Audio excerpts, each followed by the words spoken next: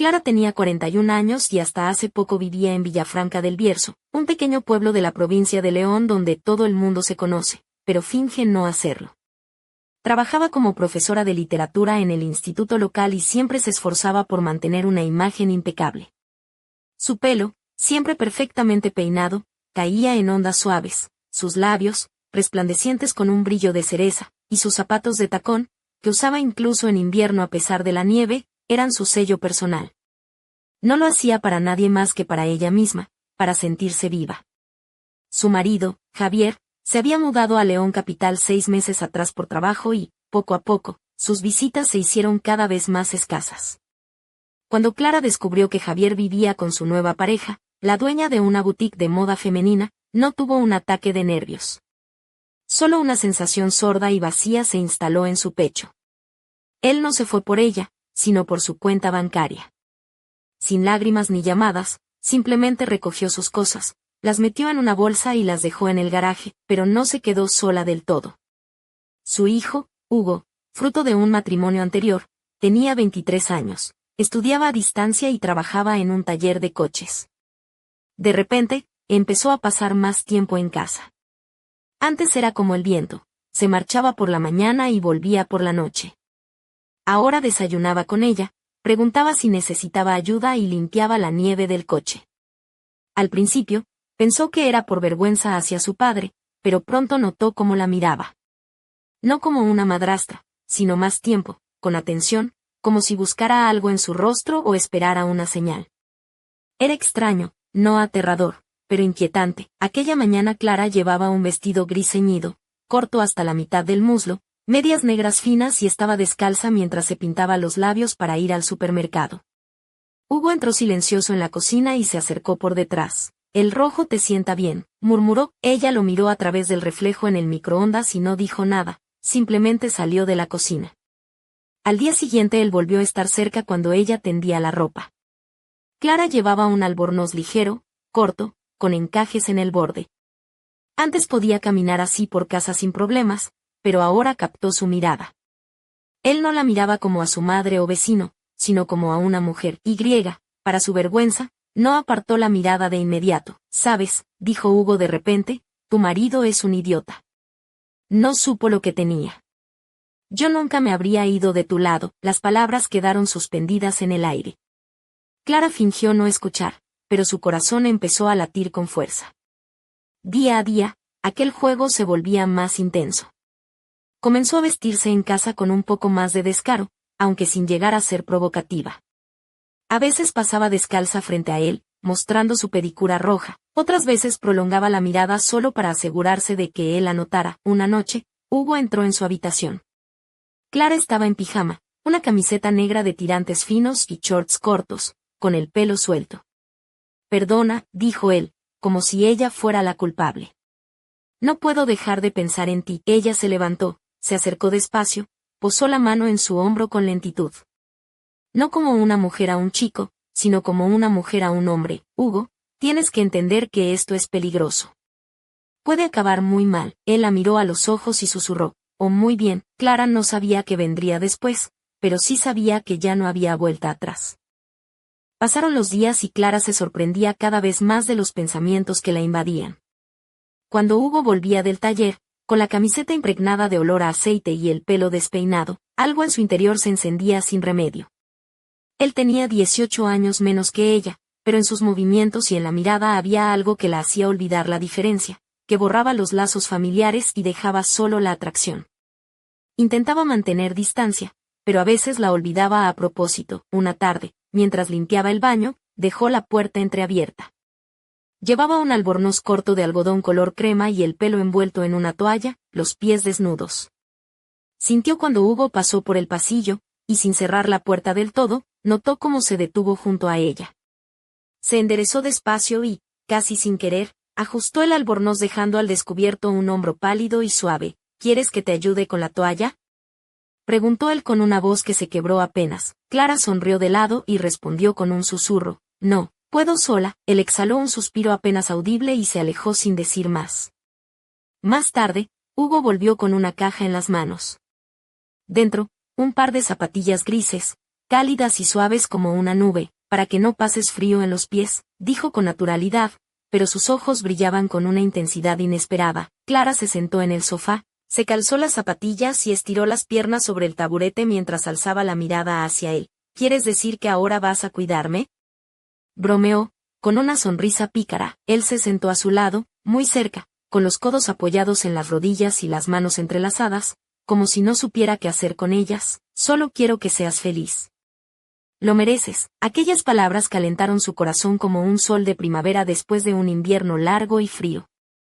Hugo no era un hombre experimentado, pero había en él algo genuino, fresco, limpio como el aire tras la tormenta, y a la vez peligroso, como el trueno que anuncia el cambio. Aquella noche, Clara se vistió con su vestido favorito, un ceñido modelo verde oscuro que abrazaba sus curvas y tenía una abertura alta en la pierna, dejando entrever la piel como un secreto. Su cabello caía suelto, y los ojos, delineados con un toque más intenso, brillaban con un fuego nuevo. Sabía que Hugo lo notaría. Cuando él entró en la cocina, se quedó paralizado. Su mirada recorrió su figura de arriba a abajo, deteniéndose en la línea de su cintura y el escote sutil del vestido. ¿A dónde vas tan hermosa?, preguntó con una sonrisa que mezclaba admiración y algo más peligroso. Al supermercado, respondió Clara, imperturbable. ¿Te parece mal? Al contrario, dijo, acercándose un poco más. Estás tan bien que da miedo. Ella rió, y él se acercó aún más. Clara, murmuró, bajando la voz. No quiero fingir más. Esto no es casualidad. Sé que tú también lo sientes. Ella posó los dedos suavemente sobre sus labios. SHH. Lo sé, Hugo, pero no estoy lista para saltar sin red. Todo es demasiado. Es un terreno movedizo. Él tomó su mano, la acercó a su mejilla y cerró los ojos, como si ese contacto fuera un refugio. Está bien, susurró. Pero no puedo dejar de pensarte. Al día siguiente, Clara encontró en su almohada una pequeña caja con unos pendientes plateados en forma de gotas delicadas. Era una señal, ya no era un juego. Estaba dentro, y no quería salir. La nieve había desaparecido pronto de Villafranca, y el aire en la casa olía a primavera, como si la estación hubiera entrado por las ventanas y despertado todo a su paso. Clara volvió a dedicarse a sí misma, mascarillas, depilación, camisones de seda que llevaba incluso estando sola. Pero sola ya no estaba. Hugo se quedaba horas en su habitación, a veces trayendo té y sentándose en el sillón mientras ella leía, otras tumbándose al borde de la cama, apoyando la cabeza en la almohada. No hablaban mucho, pero el silencio entre ellos ya no era incómodo, era denso y dulce, como miel, y hacía cosquillas a sus nervios. La siguiente escena que Clara recordaría con más intensidad fue una tarde en la que estaba en bata ligera de viscosa, descalza, con las piernas recogidas sobre el sillón. Hugo se sentó frente a ella y miró sus uñas recién pintadas de un rosa cremoso y brillante. No sabes lo hermosa que eres, dijo, con voz baja. Incluso así, ella no apartó la mirada y bromeó. Demasiados detalles, Hugo. Me estás confundiendo. Tú me confundes a mí, respondió él, esbozando una sonrisa. Esa noche, Clara se despertó con un vaso de zumo de naranja y una nota al lado de la cama. Tú sonríes incluso dormida. Me pregunto si sueñas conmigo. Ella sonrió y se rindió a la verdad que ya no podía negar. Le gustaba. Más de lo que habría permitido, pero justo cuando se sentía más cerca, algo oscuro se asomaba en el horizonte. Una sombra silenciosa que había estado observando desde lejos, esperando el momento para aparecer. Y entonces, el teléfono sonó, un sonido que cambiaría todo. Clara se levantó despacio, con el albornoz ligero ceñido a la cintura, dejando entrever las curvas que el vestido verde había insinuado la noche anterior. Sus pies descalzos rozaban el suelo frío de madera mientras se dirigía hacia la puerta. El pelo, aún algo despeinado, caía en ondas suaves sobre sus hombros, y en sus ojos brillaba una mezcla de incertidumbre y determinación. Al abrir, se encontró con Javier, su marido, parado en el umbral con una expresión que mezclaba sorpresa y reproche. Sus ojos recorrieron la casa, deteniéndose en ella con una mezcla de confusión y algo parecido a la ira. ¿En serio, Clara?, dijo él, con la voz tensa. ¿Duermes con mi hijo? Ella guardó silencio. Detrás de ella apareció Hugo, con unos jeans ajustados y el torso desnudo, mostrando un bronceado ligero y una cadena que colgaba al cuello. Javier palideció de repente. Esto es una locura. una enfermedad. Has destruido todo, acusó, pero Clara solo respondió con calma, tú destruiste lo que había. Yo solo dejé de arreglarlo. Javier se fue sin más, dejando un silencio pesado que parecía llenar cada rincón de la casa. Clara sabía que nada volvería a ser igual.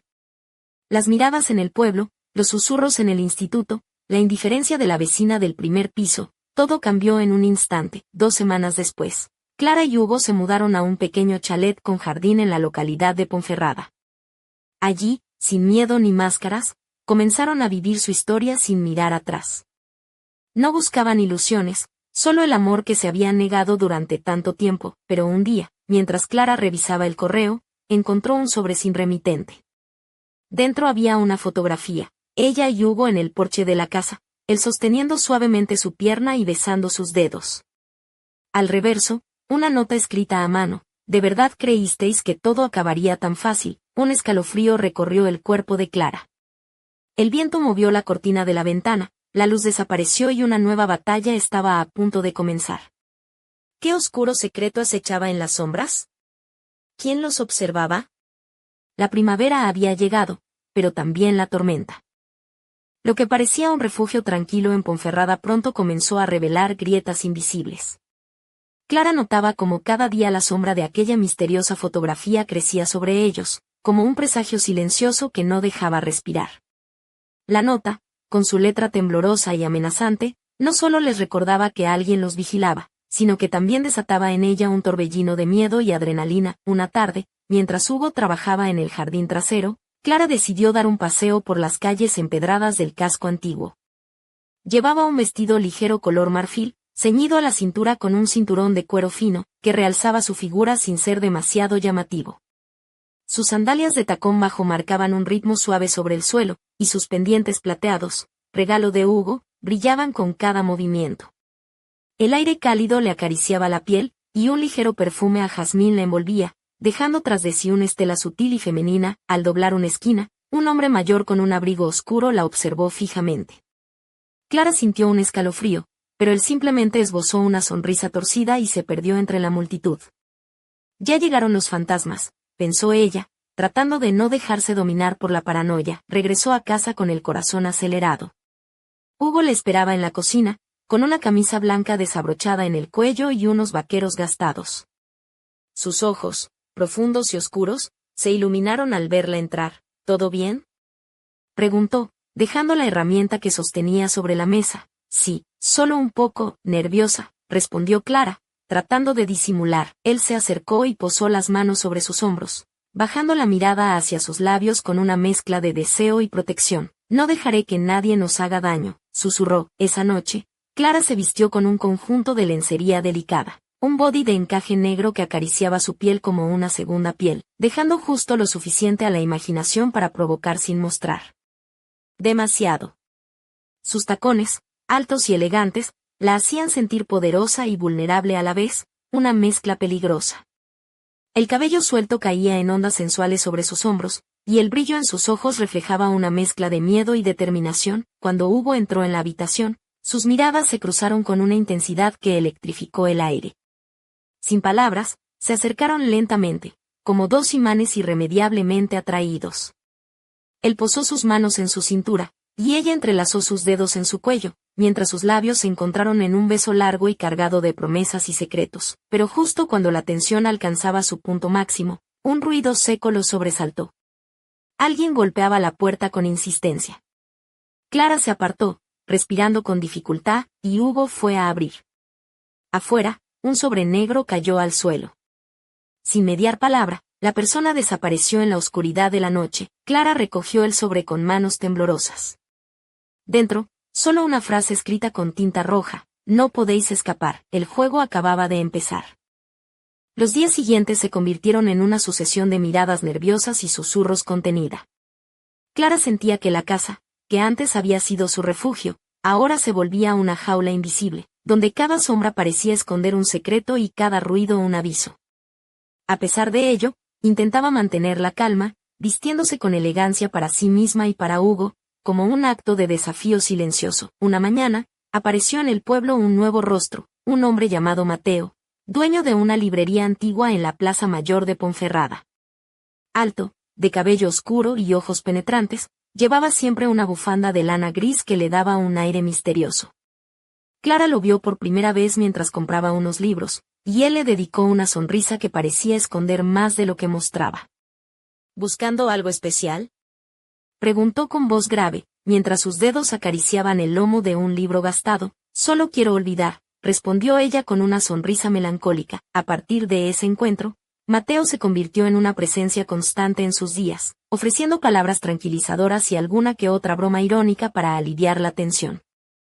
Aquí no hay fantasmas, solo libros viejos y gente curiosa, solía decir, mientras Clara se preguntaba si realmente él sabía más de lo que decía. Una tarde, Clara se vistió con un conjunto que combinaba sensualidad y elegancia, una blusa de seda color burdeos, ligeramente transparente, que dejaba entrever la curva de su espalda, y una falda lápiz negra que abrazaba sus caderas con precisión. Sus labios, pintados de un rojo intenso, resaltaban con el brillo de su piel, y sus tacones negros hacían eco con cada paso, dejando tras de sí un aroma sutil a gardenia. Mientras caminaba por la plaza, observó de reojo a Mateo, quien la miraba con una mezcla de interés y preocupación. Pero antes de que pudiera acercarse, un hombre encapuchado se cruzó en su camino y le susurró al oído: no confíes en nadie. Ni siquiera en él. Clara sintió un escalofrío que le recorrió la espalda y apretó los puños. Aquella amenaza velada ponía todo en perspectiva. La amenaza que los acechaba era más profunda de lo que imaginaba, y la red que los atrapaba empezaba a cerrarse con fuerza. De regreso a casa, Hugo le esperaba en el umbral, con la sombra de la preocupación dibujada en el rostro. Sin mediar palabras, la abrazó, transmitiéndole la fuerza que ambos necesitaban para enfrentar lo que viniera. La primavera avanzaba y con ella, el peligro. Pero también la pasión entre ellos, cada vez más intensa y difícil de negar, y en lo más profundo, una pregunta latía con fuerza: ¿quién estaba detrás de esas amenazas? ¿Un enemigo del pasado o alguien que jamás debería haber conocido? La respuesta estaba al caer, pero antes, Clara debía tomar una decisión que cambiaría su vida para siempre.